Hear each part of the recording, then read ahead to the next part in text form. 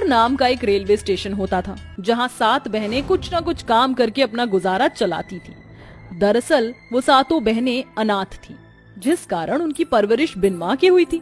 लड़कियों में क्या शर्म, हया, संस्कार होते हैं, ये तो वो दूर दूर तक नहीं जानती थी। क्या होगा जब ऐसी लड़कियों से एक संस्कारी मासूम मीनाक्षी की ही मुलाकात होगी, ये जानने के लिए कहानी में आगे बढ़ते हैं, जहाँ 7 बहनों में बड़ी बहन निशा गले में लकड़ी की पेटी लिए पान बनाकर बेच रही थी। वहीं दूसरी बहन साक्षी ट्रेन में पानी की बोतल, और बाकी बहन भी कुछ न कुछ रेलवे स्टेशन पर बेचकर गुजारा कर रही थी। आइए आइए, मजेदार पान खाएं, बिल्कुल बनारस के पान जैसा। सिर्फ 20 रुपए मीठा पान, मैंगो पान, आइसक्रीम पान, मजेदार पान, आइए आइए। पानी की बोतल, ठंडी ठंडी पानी की बोतल। समोसे समोसे, गरम गरम समोसे समोसे। चाय चाय बोलो, चाय चाय चाय चाय, मसाला चाय। सुनो, मुझे चाय समोसे देना, तुम दोनों एक एक। ये लो मत चाय। और तेरे पकौड़े। तुम दोनों शक्ल से तो बहनें लग रही हो, और इस तरीके से क्यों बोल रही हो? तुम्हारी मम्मी ने तुम्हें कुछ सिखाया नहीं है क्या? ये अम्मा, खामखा मगजमारी मत कर, चुपचाप चाय समोसा ठूस और चलती बन, समझी क्या? वही तो, पता नहीं काय को अपन से फालतू का पूछ रही है। लड़कियां इतने बदतमीजी से बात कर रही हैं, खाली मैंने तो बस पूछा ही था, पकड़ो अपने पैसे। ये कहकर सरला चली जाती है। दोनों बहनों की बहस देखकर आसपास उसकी 5 बहनें भी आ जाती हैं और उनसे पूछने लगती हैं। ये सब होता हुआ मीनाक्षी देखकर पूछती है, मुझे बात करनी चाहिए। अरे बच्चे, शांत हो जाओ, अब तो वो औरत भी चली गई है। ये देख निशा दीदी, अभी एक बुढ़िया जा रही है तो दूसरी आ रही है। तेरे को क्या चाय नाश्ता पानी क्या खरीदना है तेरे को? मुझे कुछ नहीं खरीदना है, मैं तो बस ऐसे ही आई थी हाल चाल पूछने। वैसे तुम 7 बहनें हो क्या? अगर ऐसा हुआ तो 7 बेटे का रिश्ता इनसे तय कर दूं। वैसे भी खूबसूरत तो लग रही है, पर बोलने का मिजाज अटपटा सा है। मीनाक्षी अपने बेटों के ख्यालों को बनने लगी थी, तभी निशा चुटकी बजाकर कहती है, ए बुढ़िया, बोलते बोलते क्या सोच में पड़े लिए तू यहाँ काय को आई थी? कुछ नहीं, बस ऐसे ही आ गई थी। वैसे ये समोसे और पान तुमने अपने हाथों से बनाए हैं? नहीं रे, पैरों से बनाया है। ऑफ कोर्स, हाथ से बनाएंगे अपन लोग। हाँ, बिल्कुल। अच्छा, ऐसा करो, मुझे 8 समोसे पैक कर दो और चाय भी कर देना जरा तुम लोग। अच्छा, तुम्हारे घर में और कौन कौन है?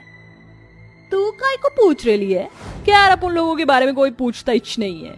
तो मैं तेरे को बता देती हूँ, हमरे माई बाप नहीं है। हम बचपन से 7 बहनें एक दूसरे का ख्याल रख लेती हैं। अच्छा, ए कावेरी, तू काय को इसको हमारे बारे में बताए जा रही है? जाने दे। ले बुढ़िया, तेरा सामान पैक हो गया है, चल निकल, अपन को काम है।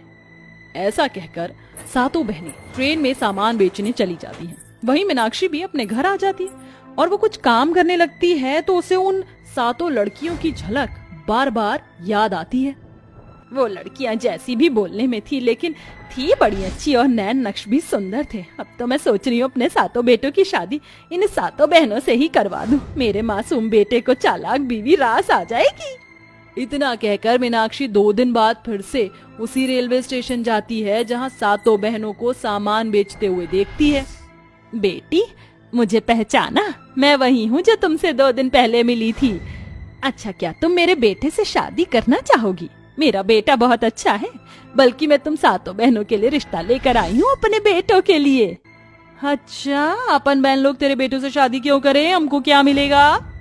तुम्हें जो चाहिए एक बार मांग कर तो देखो मुझसे। अच्छा, तो तू हमको ढेर सारा पैसा देगी क्या? क्योंकि अब हमसे ये गरीबों वाला काम नहीं होता। एक शर्त पर ही हम तेरी बहू बनेंगी।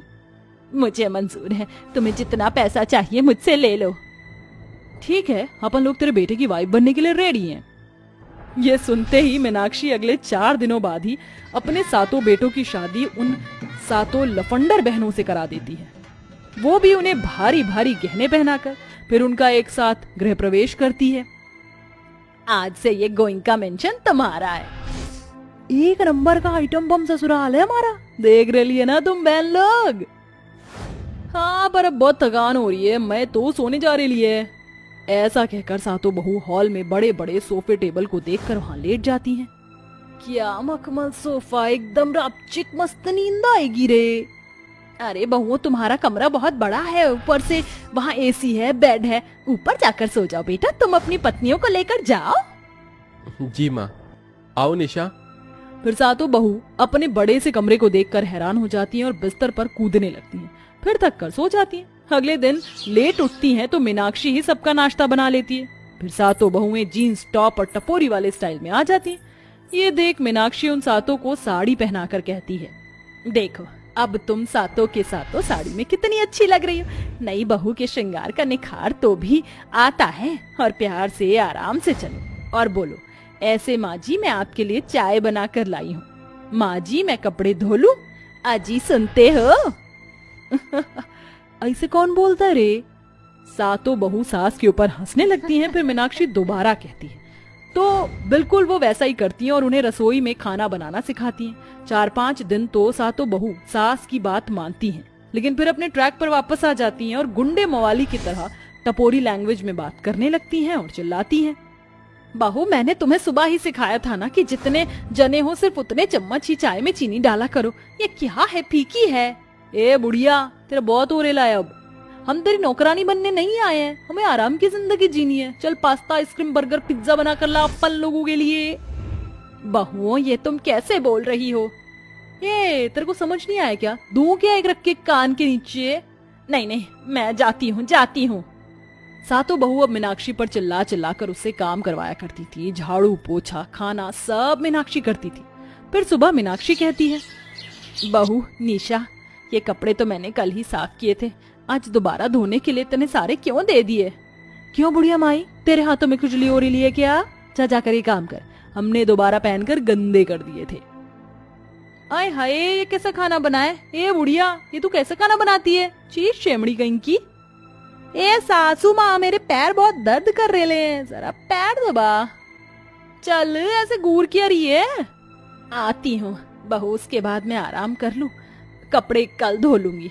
नहीं, आज मतलब आज। ये सुनकर मीनाक्षी अपने बहुओं के पैर दबाने जाती है। वक्त गुजरता है, मीनाक्षी की सातों बहू अब उसे ही नौकरानी बनाकर उसे सारा घर का काम करवाया करती, उस पर चिल्लाती थी। ये कहो कि मीनाक्षी की सातों बहू ने उसकी नाक में दम कर दिया था। वो भी किसी से क्या ही कहती। फिर एक दिन उसके सातों बेटों ने उसकी ऐसी हालत देखकर खबर पूछ ली। माँ, आप इतना परेशान क्यों रहती हो? क्या हुआ? हाँ माँ, बताइए ना, आप बड़ी कमजोर सी लगती हैं आजकल। कुछ नहीं बच्चों, तुम परेशान मत हो, मैं ठीक हूँ। बस तुम्हारी बीवी आजकल काम नहीं करती हैं, मैं ही करती हूँ। माँ, आप परेशान क्यों होती हो? धीरे धीरे कर लिया करो। हम सब अपनी पत्नी से बात करेंगे, फिर वो आपकी बात जरूर सुनेंगी। अच्छा माँ, अब हम ऑफिस के लिए निकलते हैं। ऐसा कहकर उसके सारे बेटे ऑफिस चले जाते हैं। ये बात सातों बहू सुन लेती हैं। मिल गई बुढ़िया तुझे खुशी, हम सातों बहनों की चुगली करके अब शाम को तेरे बेटे आकर हमको सुनाएंगे। मन करता है तेरे को जान से मार डाले। हाँ मार डालो मुझे, मैं ऐसी लायक हूँ। मुझे लगा था तुम्हें माँ का प्यार मिलेगा, परिवार मिलेगा, क्योंकि तुम सातों बहनें अकेली थी। इतना ही नहीं, तुम्हें जितने पैसे चाहिए थे तुमने उतनी शॉपिंग करी। मैंने इतना प्यार दिया, लेकिन बदले में तुमने मुझे सिर्फ दुख पहुंचाया। अच्छा होता तुम अभी भी उसी रेलवे स्टेशन पर अपने गरीबी के दिन जी रही होती और मेरे बेटों को ऐसे दिन तो नहीं देखने पड़ते। सातों बहू को मीनाक्षी की बात सुनकर अपनी गलतियों का पछतावा हो जाता है और वो हाथ जोड़कर कहती हैं, ए माई, मतलब सासू माँ, हमें माफ कर दे, हमने तेरे को बहुत दुख पहुंचाया रे। तेरे से ना जाने क्या क्या काम करवाया। एक जुबान ऐसी है कि सीधी नहीं बोलती, आदत नहीं है ना। पर माँ जी, हम धीरे धीरे सातों बहनें नॉर्मल बहू की तरह बात करने लगेंगी एक दिन, तू चिंता न को कर। अब हम ऐसा नहीं करेंगे। सासू माँ माफ कर दीजिए, एक मौका दे दीजिए। ठीक है। उस दिन के बाद सातों बहू अपनी सास की सेवा करने लगती हैं, उनसे प्यार से बात करती हैं। साथ ही मीनाक्षी उन्हें घरेलू काम फिर से सिखा देती है और सब खुशी खुशी रहने लगते हैं। बाप रे बाप, आज कितनी गर्मी है। मंदिर से घर आने तक ऐसा लग रहा था कि भट्टी में बदन जल रहा है। ये लीजिए माँ जी, पानी पी लीजिए। अब तो इस गर्मी में सिर्फ इस मटके का पानी का ही सहारा है। सुनीता बहू और मुन्ना कहीं दिखाई नहीं दे रहे हैं।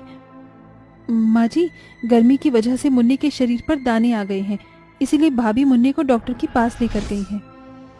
इसमें सारी गलती तो हम लोगों की है। इस टूटे हुए मकान में न तो गर्मी में चैन है, न बारिश ठंड में।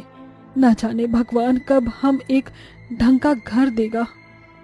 माँ जी, आप फिक्र मत करिए, हम जल्द ही अपने लिए नए और अच्छे घर में जाएंगे। मुझे भगवान पर पूरा भरोसा है, बस हमें थोड़ा इंतजार करना पड़ेगा। गंगा का परिवार बहुत गरीब होता है। गरीबी की वजह से ही गंगा और उसके पूरे ससुराल वालों को टूटे हुए मकान में रहना पड़ता है, जिस वजह से पूरे परिवार को काफी परेशानी होती है। गंगा का पति श्याम बर्फ के गोले का ठेला लगाया करता था और सुनीता का पति भजन पूरे गांव में घर घर जाकर दूध बेचा करता था, जिससे उनकी सिर्फ इतनी ही कमाई हो पाती थी कि वो सब 2 वक्त की रोटी खा सकें।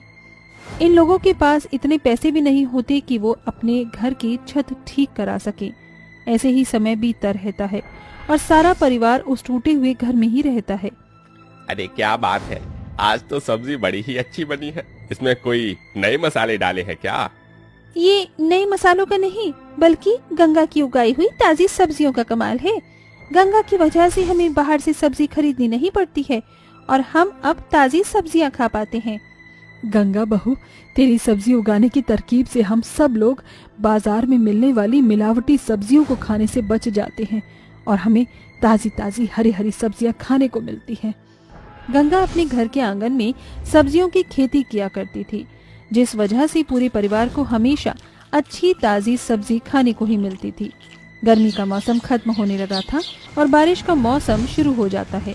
बारिश के मौसम के शुरू होते ही गंगा के परिवार पर मानो जैसे पहाड़ सा टूट पड़ता है, क्योंकि टूटी हुई छत से बारिश के पानी के टपकने से पूरे घर में पानी भर जाता है। सुनीता, गंगा, जल्दी से ये बर्तन रख दो। देखो घर में चारों तरफ कैसे पानी पानी हो गया है। अगर ऐसे ही चलता रहा तो बाहर का तो पता नहीं, लेकिन हमारे घर में बाढ़ जरूर आ जाएगी। माँ जी, देखिए ना, मुन्ना कैसे रो रहा है।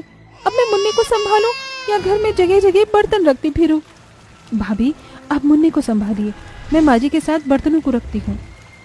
बारिश में रात भर सारा परिवार पानी को घर से बाहर निकालने में लगा हुआ रहता है। जैसे तैसे बारिश रुकती है और पानी कम होता है, जिसके बाद गीली जमीन पर ही सारा परिवार सोता है। गीले की वजह से परेशानी होती है, किसी को नींद भी नहीं आ रही थी। ये सब देखकर गंगा को बहुत बुरा लगता है और वो मन ही मन सोचती है, हे भगवान, अगर सब कुछ ऐसा ही चलता रहा तो मेरे परिवार का क्या होगा। कुछ ही महीनों में ठंड का मौसम भी शुरू हो जाएगा। ठंड के मौसम में तो हम सब की हालत और खराब हो जाएगी और मुन्ना तो बहुत ही छोटा है, उसका क्या होगा। इनकी और जीत जी की कमाई भी इतनी कम पड़ती है। हमें जल्द से जल्द घर लेना होगा, लेकिन ऐसा क्या करूं जिससे घर के 4 पैसे ज्यादा आ सकें और उन पैसों को जोड़कर हम एक अच्छा सा घर ले सकें। गंगा रात भर इसी सोच में रहती है और ऐसे ही सुबह हो जाती है। सुबह होने के साथ साथ गंगा को पैसे कमाने की एक तरकीब सोचती है, जिसके बारे में वो अपने परिवार वालों को बताती है। माँ जी, मैंने पैसे कमाने के लिए एक नई तरकीब सोची है। क्यों ना आंगन में जो मैं सब्जी उगाती हूँ उन सब्जियों को ले जाकर मैं मंडी में बेचूं। ये सारी सब्जी हमारे पूरे परिवार के लिए बहुत ही ज्यादा होती है। कई बार तो सब्जियां सड़ भी जाती हैं, इसीलिए सब्जियों की ज्यादा बर्बादी ना हो तो सब्जियों को मैं ले जाकर मंडी में बेच दूंगी। इसे 4 पैसे भी घर में आ जाएंगे और उन पैसों को जोड़कर हम लोग एक अच्छा और नया घर ले लेंगे, जिससे हमें गर्मी, बरसात और ठंड का सामना न करना पड़े। गंगा, तूने सोचा तो बहुत अच्छा है, लेकिन अगर तू बाहर सब्जियां बेचेंगी तो घर के काम कौन करेगा। इस उम्र में तो मुझसे अब कोई भी काम नहीं हो पाता। माँ जी, आप फिक्र मत करिए, घर के काम मैं संभाल लूंगी। अगर गंगा हम सबके लिए इतना कर रही है तो मैं मुन्ने को संभालने के साथ साथ घर के काम नहीं कर सकती हूँ क्या? गंगा को ये सब सुनकर बहुत ही ज्यादा खुशी होती है, जिसके बाद गंगा अगले दिन ही एक ठेला लेकर उसमें अपने आंगन की उगाई हुई ताजी ताजी सब्जियों को रखकर बेचने के लिए निकल जाती है। बारिश का मौसम होता है, इसीलिए बारिश होने लगती है, लेकिन गंगा फिर भी हार नहीं मानती। बारिश के पानी से सब्जियों को बचाने के लिए गंगा अपने ठेले पर एक तिरपाल डाल लेती है और खुद बारिश में भीगती हुई सब्जी बेचने के लिए निकल जाती है। मंडी में बहुत सारी सब्जी वाले होते हैं, जिस वजह से गंगा को सब्जी बेचने में काफी परेशानी होती है। शुरुआत के दिन तो गंगा से 2-4 लोग ही सब्जी खरीदते हैं, लेकिन धीरे धीरे अब ज्यादातर लोग गंगा से ही सब्जियां खरीदते हैं क्योंकि पूरी मंडी में एक गंगा ही थी जो बिना दवाई मिलाए ताजी सब्जियां बेचा करती थी। गंगा बहन, तुम्हारी सब्जी तो सच में बहुत ही अच्छी होती है। जब से मैंने तुम्हारे यहाँ से सब्जियां लेना शुरू किया है तब से ही मेरा पूरा परिवार बिल्कुल ठीक रहता है। वरना जब भी मैं इन लोगों से सब्जी लेता था तो सब्जी में दवाई मिलने की वजह से मेरा परिवार हर चौथे दिन बीमार पड़ जाया करता था। गंगा बहन, सच में जब से तुम आई हो तब से हमें ताजी सब्जियां खाने को मिल रही हैं। जब से गंगा मंडी में सब्जी बेचने के लिए आई थी तब से ही दूसरे सब्जी वालों का धंधा चौपट हो रहा था। कोई भी दूसरे सब्जी वालों से सब्जी ही नहीं खरीद रहा था, जिस वजह से सब सब्जी बेचने वाले लोग गंगा से जलने लगते हैं।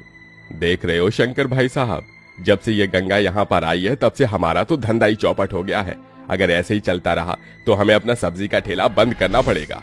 तुम सही कह रहे हो हरि प्रसाद, अब हमें ही कुछ न कुछ करना पड़ेगा। हरिपाल और शंकर गंगा के पास जाते हैं और उसे मंडी में सब्जी बेचने से मना करके धमकी देने लगते हैं। गंगा, अगर तुम चाहती हो कि तुम सही सलामत रहो तो कल से इस मंडी में दिख मत जाना। जब से तुम आई हो तब से हमारा धंधा चौपट हो गया है। अगर कल से तू हमें मंडी में दिखी तो तेरी ठेले के साथ साथ तुझे भी तोड़ देंगे। तुम लोगों की धमकियों से मैं डरने वाली नहीं हूँ। अगर इतनी परेशानी है तो क्यों अपनी सब्जियों में दवाई मिलाकर बेचा करते हो? अपनी धमकियों को अपने पास ही रखो, समझे? लगता है तू ऐसे नहीं मानने वाली। हरि प्रसाद अपने हाथ में लिए हुए लठ से गंगा को मारने ही वाला होता है कि तभी गंगा अपने पास रखे हुए लठ को उठाती है और हरि प्रसाद को मारने लगती है। अगर आइंदा मेरी सब्जी के ठेले के आसपास भी दिखे ना तो इस बार तो मैंने हाथ पैर तोड़े हैं, अगली बार मैं नहीं, पुलिस तुम्हारे हाथ पैर तोड़ेगी, समझे? गंगा हरि प्रसाद और शंकर से बिल्कुल भी नहीं डरती है, डट कर उनका सामना करती है। साल भर की मेहनत के बाद गंगा के पास इतने पैसे जुड़ जाते हैं जिसे वो एक नया घर ले सके। गंगा उन जमा किए हुए पैसों को लेकर जाती है और अपने परिवार के लिए एक बहुत प्यारा घर लेती है। जब सारा परिवार उस घर में आता है तो अपने नए घर को देखकर बहुत ही ज्यादा खुश और भावुक सभी हो जाते हैं। बहू, आज तेरी साल भर की कड़ी मेहनत के बाद हमें अपना ये नया घर मिल पाया है। अगर तू ये सब न करती तो आज भी हम उस टूटे हुए घर में ही रह रहे होते। हाँ गंगा, कोई भी बहू अपनी ससुराल वालों के लिए इतना नहीं करती जितना तुमने किया है। ये आप सब लोग कैसी बातें कर रही हैं? आप लोग मेरा परिवार हैं। मैं आप सबके लिए नहीं करूंगी तो और किसके लिए करूंगी?